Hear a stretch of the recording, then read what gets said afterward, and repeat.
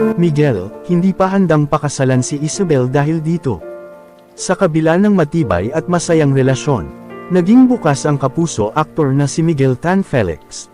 Tungkol sa tunay na estado ng kanilang pagmamahalan ni Isabel Ortega lalo na pagdating sa usaping kasal. Sa isang panayam kay Boy Abunda, diretsahang sinagot ni Miguel ang tanong na matagal nang gustong malaman ng fans kung handa na ba siyang pakasalan si Isabel. Ayon sa aktor, walang problema sa kanilang relasyon. Sa katunayan, masaya at matatag umano ang kanilang samahan. Very stable kami ngayon, we're very happy, ani Miguel. Hindi rin niya itinago ang kanyang nararamdaman, sabay sabing mahal niya ang kanyang girlfriend. Ngunit sa kabila ng kanilang closeness, malinaw na hindi pa nila minamadali ang susunod na hakbang. Para kay Miguel, may mas mahalaga pa silang dapat pagtuunan ng pansin bago pumasok sa isang lifetime commitment. Sa kanyang pahayag, ibinunyag ni Miguel na hindi pa siya handang magpakasal dahil nais muna nilang mag-grow bilang individual. At mas patatagin ang kanilang sarili bago harapin ang mas seryosong yugto ng buhay. Ipinaliwanag niya na para sa kanila, mahalaga ang pagkakaroon ng sapat na karanasan at maturity. Mas pinapayaman muna namin yung sarili naming karanasan, ani Miguel.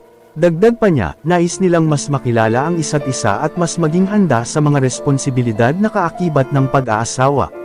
Para sa aktor, ang kasal ay hindi dapat minamadali.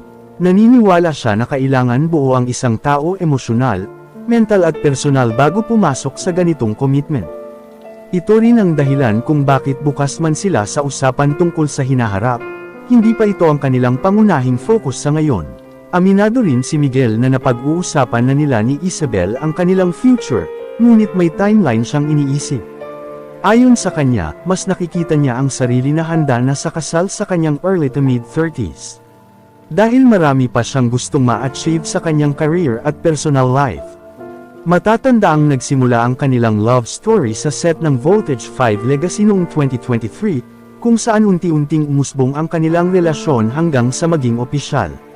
Sa ngayon, mas pinipili ni Miguel at Isabel na i-enjoy ang kasalukuyan at patuloy na palalimin ang kanilang relasyon ng walang pressure. Para sa kanila, mas mahalaga ang pagiging handa sa tamang panahon kaysa magmadali sa isang desisyong panghabang buhay. Habang dumarating ang tamang oras, nananatili silang matatag, masaya at nakatuon sa pagbuo ng mas matibay na pundasyon para sa kanilang kinabukasan.